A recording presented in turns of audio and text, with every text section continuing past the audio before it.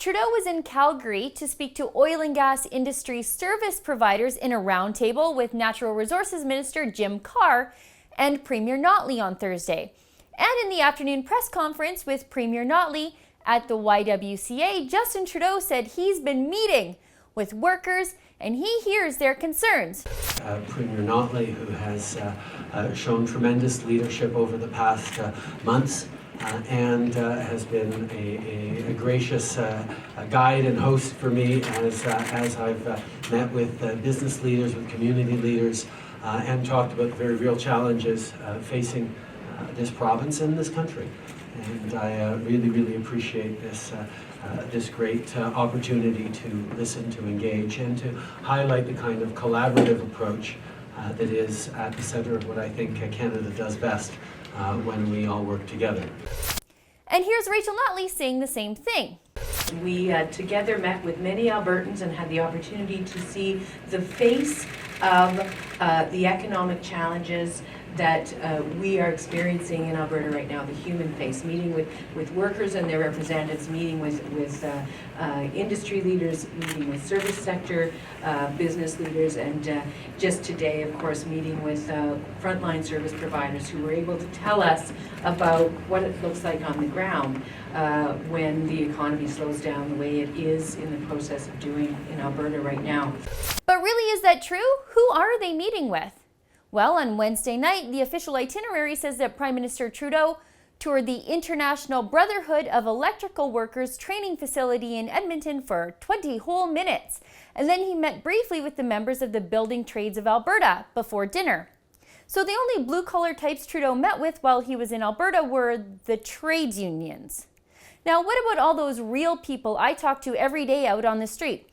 Those people are the real face of the economic downturn in Alberta. They're the contractors, their moms and dads, brothers and sisters, and our friends and our neighbors.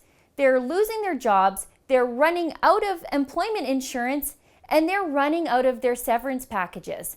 They are the people Notley and Trudeau won't speak to. Like Chad. He was at the Alberta Legislature Wednesday night to greet Trudeau. He has a Facebook group called Oilfield Dads, and he was there to show support for other struggling oilfield families.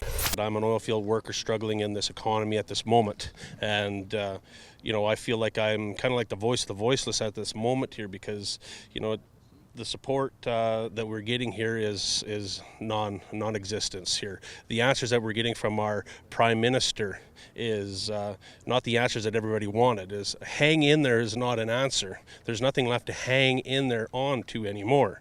The pipelines, they may be approved later on here, but that's not going to help us right now. We here are a resilient bunch of oil field.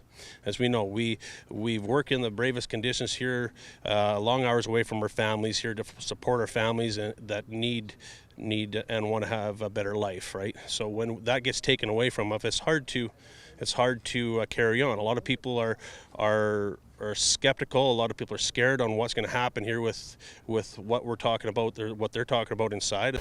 And then Thursday, while Notley and Trudeau were inside, dodging questions about Energy East and extending EI for Albertans, I spoke to the protesters out on the street in front of the YWCA, and they had messages for Trudeau, for Notley, and for Greenpeace. Just listen. I believe that environmentalism and construction of the oil sands can take place together. Our whole community, our whole province, our infrastructure, our tax base is based on the oil sands. If Greenpeace and these other types of protesters don't like it, there are awesome jobs that are down in Venezuela where I'm sure they support human rights down there that they could go work with. I am Deborah Yankee and I live in Calgary. I'm an independent contractor here in Calgary that's been out of work for about 9 months. I'm really worried that Alberta is not going to be able to get its resources, its oil, to Tidewater. That's why I'm here today, and that's why I'm saying we need pipelines now, not in 3 years. We need them now. So let's go, Trudeau and Notley. I'm just another concerned Albertan about the economics, everybody in crisis. What he gave us yesterday is a drop in the hat. It's not acceptable, and we're not going away anytime soon. Now, the Canadian government has pledged over $4 billion to help developing countries fight climate change. Much of that money has come right from Alberta. And yet these people in Alberta don't want a handout to chase imaginary problems. They want jobs to fight very real unemployment.